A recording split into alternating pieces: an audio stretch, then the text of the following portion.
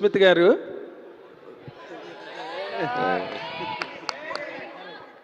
కాశీకి పోయాడు కాషాయం కట్టుకున్నాడు అనుకున్నారా?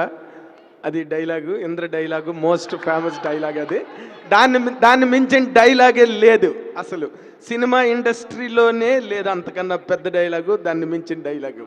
అయితే మిమ్మల్ని నేను అడిగే question not as the dear daughter of megastar Chiranjeevi గారు, మీరు ఒక ఆడియన్గా కనుక మీరు ఆలోచించి మాట్లాడాలంటే చిరంజీవి గారు చెయ్యని క్యారెక్టర్ లేదు, చిరంజీవి గారు చెయ్యని మూమెంట్ లేదు, చిరంజీవి గారు చెప్పని డైలాగ్ లేదు, ఆయన చెయ్యని ఎంటర్టైన్మెంట్ లేదు, ఏమీ లేదు. Nothing is a balance. అలాంటి ఒక చిరంజీవి గారిని అనిల్ రావిపూడి గారు లాంటి ఒక ఛాంపియన్ డైరెక్టర్ హ్యాండిల్ చేస్తున్నప్పుడు ఈ సినిమాలో మీకు కనిపించిన ఒక అద్భుతమైన స్పార్క్ ఏంటి అంటే ఏం చెప్తారు యాజ్ ఎన్ ఆడియన్?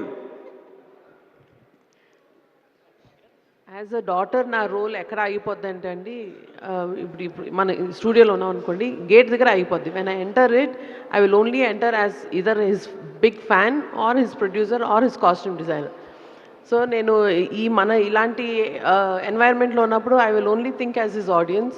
అండ్ సెట్లో ఉన్నప్పుడు అనిల్ గారు చెప్తున్నప్పుడు మానిటర్లో చూసే we became the first audience. And ఆయన్ని షార్ట్ ముందు అంటే కెమెరా ముందు ఒకలాగా ఉంటారు జనరల్గా అదర్ ఫిల్మ్స్లో, తర్వాత కట్ అనగానే he'll be his normal self.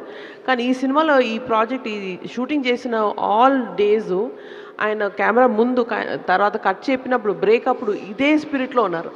That is the first time I'm seeing him in that kind of a mood. Okay,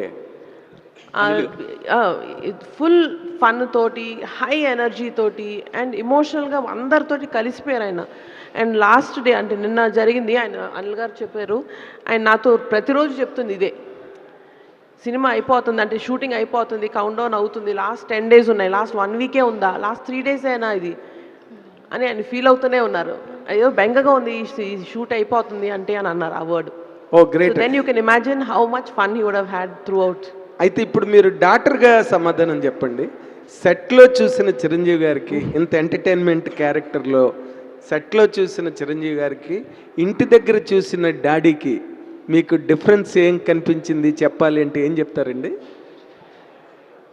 ఆయన ఇంట్లో డాడీలాగా ఉంటారండి, సెట్లో నా సన్ లాగా ఉన్నారు. టాడ్లో ఇప్పుడు స్కూల్కి వెళ్తే చూడండి పిల్లలు అలా ఉన్నారు. So that is the difference I saw. Anil గారు హాయ్ హాయ్.